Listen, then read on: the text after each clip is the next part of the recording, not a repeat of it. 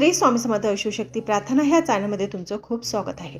आज मी ह्या व्हिडिओमध्ये सांगणार आहे लक्ष्मी प्राप्तीची सेवा जी गुरुपुष्य अमृत योगावर केली जाते, जी 12 वातीची सेवा आहे, जी 24 दिवसापर्यंत करायची आहे।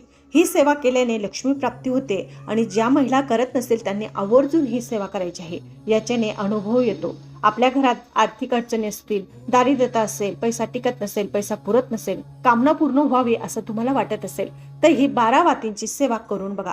ही फक्त गुरुपुष्य अमृत योगावरच केली जाते आणि ज्यांना अधिक महिन्यामध्ये काहीच करणं शक्य झालं नसेल त्यांनी ही 24 दिवसाची सेवा जर केली तर त्यांच्या घरात मध्ये लक्ष्मी प्राप्ती होते, लक्ष्मी नारायणाचा आशीर्वाद राहतो आणि आपल्यावर आलेले संकट सुद्धा नाश होतात, कामना पूर्ण होत असतात। जी तुम्ही कामना धरून जर ही सेवा केली 24 दिवसापर्यंत तर नक्कीच आपली कामना पूर्ण होत असते। तर ही गुरुपुष्य अमृत 18 तारखेला म्हणजे गुरुवारी पुष्प नक्षत्रावर आलेला आहे। असं म्हणतात की गुरुपुष्य अमृत योग हा ज्या वेळेस नक्षत्र पुष्प नक्षत्रात जातो त्यावेळेस गुरुपुष्य अमृत योग तयार होत असतो आणि हा योग अत्यंत दुर्मिळ आहे। या योगावर केलेली सेवा अतिशय लाभकारक असते आणि जी स्त्री करते तिच्या आयुष्याचं कल्याणच होत असतं। हा गुरुपुष्य अमृत योग अत्यंत दुर्बळ आणि शुभ असा मानला जातो। या दिवशी लक्ष्मी आणि भगवान विष्णूची सेवा करतात, त्याचप्रमाणे आपल्या गुरुची सुद्धा सेवा केली जाते। तर ह्या 12 वातींची उतरता चढ आणि चढत्या क्रमाप्रमाणे आपल्याला सेवा करायची आहे। त्यासाठी तुम्हाला एक निरांजन लागेल। आता ही सेवा करताना गुरुवारीच करायची आहे। त्याच्यासाठी जो शुभ योग आहे म्हणजे पहिल्या दिवशी आपल्याला ह्या वेळेवर करायची आहे, नंतर तुम्ही संध्याकाळी प्रदोष काळामध्ये केली तरी सुद्धा चालेल, पण ही 12 दिवसापर्यंत म्हणजे 24 दिवसापर्यंत आपल्याला सेवा करायची आहे। तर सकाळी ज्या दिवशी गुरुपुष्य अमृत योग चालू होतो अत्यंत शुभ काळ तुम्हाला सांगते 11:32 शुभ योग आहे।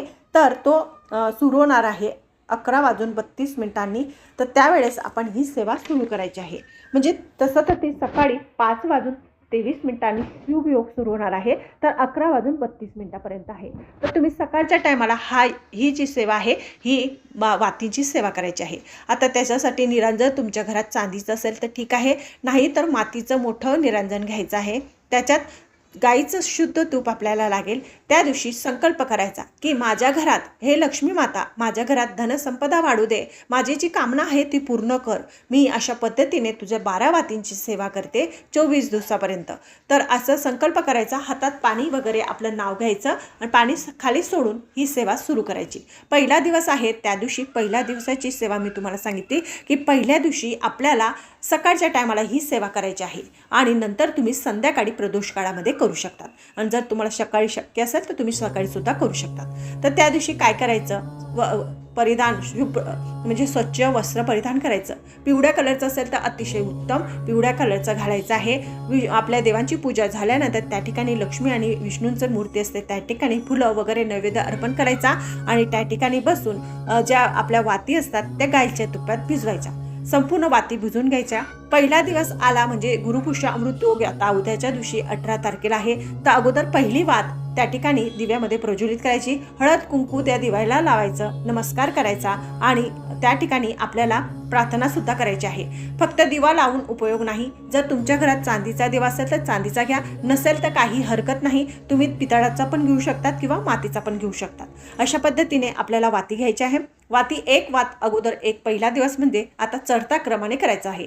पहिला दिवस आला की एक वात ठेवायची देवासमोर, त्याला हळदी कुंकू लावायचं दिवाला आणि देवाला नमस्कार करायचा, लक्ष्मी मातेला आणि विष्णू भगवानाचं नामस्मरण करायचं आणि जर तुम्हाला विष्णू सहस्रनाम बोलता येत असेल तर ते म्हणायचं, श्री सुक्त बोलायचं आहे। 16 वेळेस आलं तर ठीक आहे, नाहीतर एक वेळेस म्हटलं तरी सुद्धा चालेल। कनकधारा स्तोत्र किंवा ओम महालक्ष्मी नमः या मंत्राचा जाप करायचा आहे आणि नंतर विष्णू भगवानांचं नामस्मरण करायचं आहे। जे तुम्हाला येत असेल लक्ष्मीचे स्तोत्र त्या ठिकाणी बोलायचे आहे। आता लक्ष्मीचे स्तोत्र बोलण्यासाठी तुम्हाला सांगते, श्री सुक्त, कनकधारा स्तोत्र आणि लक्ष्मी गायत्री मंत्र, विष्णू गायत्री मंत्र आणि नंतर कुबेर मंत्र म्हणायचा आहे, व्यंकटेश्वर स्तोत्र म्हणायचं आहे।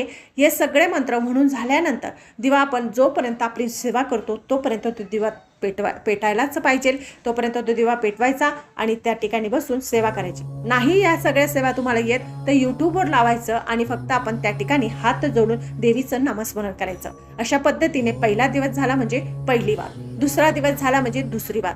असं पहिला दुसरा तिसरा चौथा 4 वाती 5 वाती 6 वाती 7 वाती 8 वाती अशा करत करत 12 वातीपर्यंत न्यायचं, म्हणजे 12 दिवसापर्यंत.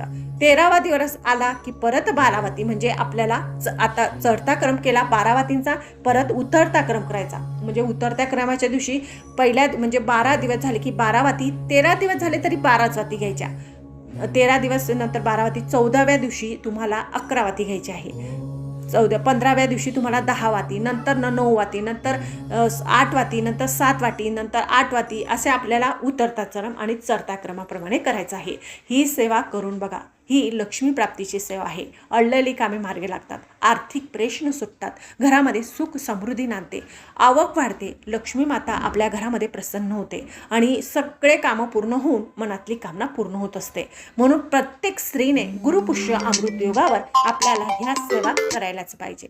ह्या सेवा केल्याने आपल्याला भरपूर द्रव्य तर नाही भेटत, पण लक्ष्मीनारायणाचा आशीर्वाद आपल्या घरामध्ये राहतो. जर अधिक महिन्यामध्ये तुम्हाला काहीच करणं शक्य नसेल तर गुरुपुष्य अमृत योगावर ही सेवा करून बघा. भरपूर जणांचा असा अनुभव आहे की ही जर सेवा आपण केली तर आपल्या कामना पूर्ण होत असतात. पण कधी कधी असं होतं की आपला प्रॉब्लेम वगैरे येतो, मग ते 4 दिवस सोडायचे आणि जर तुमच्या घरात कोणी करणार असेल तर त्याला सांगायचं, नसेल कोणी करणार तर ते 4 दिवस स्किप करायचे आणि परत सेवा सुरू करायची. तर अशी ही सेवा करून बघा.